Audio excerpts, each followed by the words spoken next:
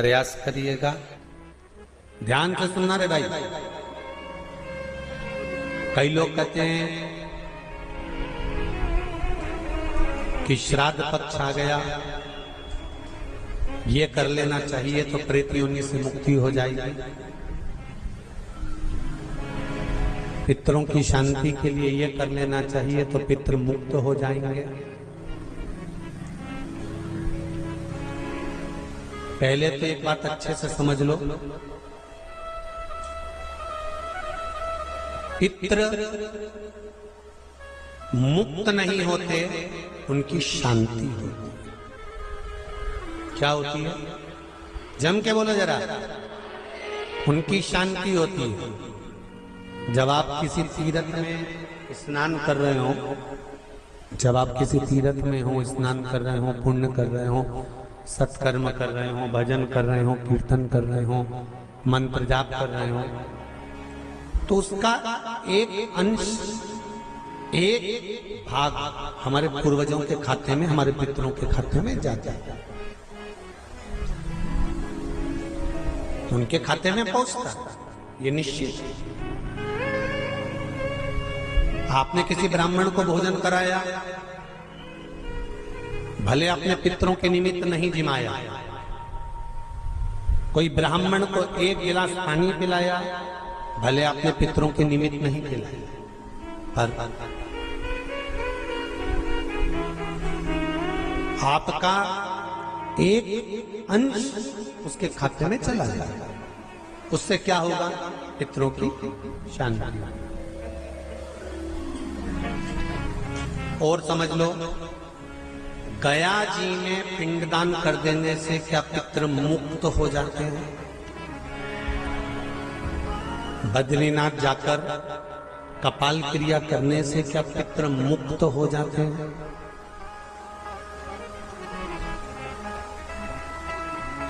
भाई,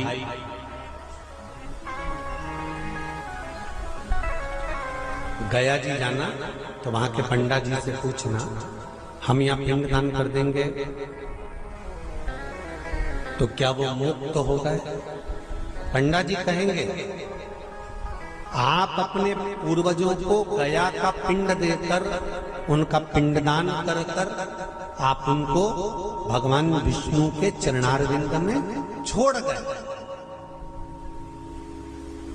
पर आप घर जाना तो घर पर जब जब श्राद्ध पक्ष आए तब ब्राह्मण को भोजन जरूर करो।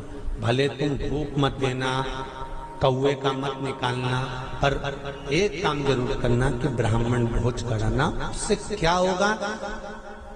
16 श्राद्ध में जब हमारे पितरों को, हमारे पूर्वजों को पितृलोक से छोड़ा जाता है, तो वो सबसे पहले जिस घर में रहे होते हैं, जहां उनका पिंड घर में दिया होता है, जहां रहे होते हैं, सबसे पहले वो वहां आते हैं, सबसे पहले वहां आएंगे।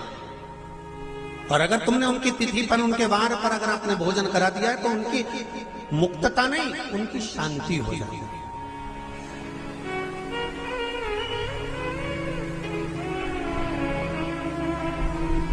पितरों की मुक्ति कैसे? उनकी मुक्तता कैसे? प्रेत योनि की मुक्तता कैसे?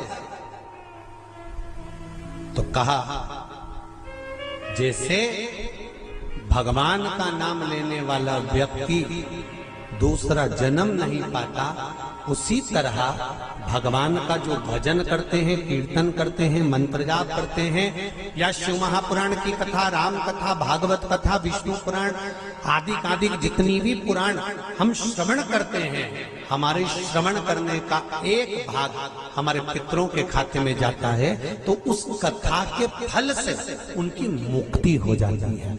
उनकी कथा के फल से मुक्तता। प्रेत योनि से मुक्त हो गया धुंधकारी, बिंदुक प्रेत योनि से मुक्त हो गया। काय से हुआ? शंकर का स्मरण, शिव महापुराण की कथा का रसतत्व ग्रहण कर, राम कथा, भागवत कथा का मात्र स्मरण, उससे मुक्त था।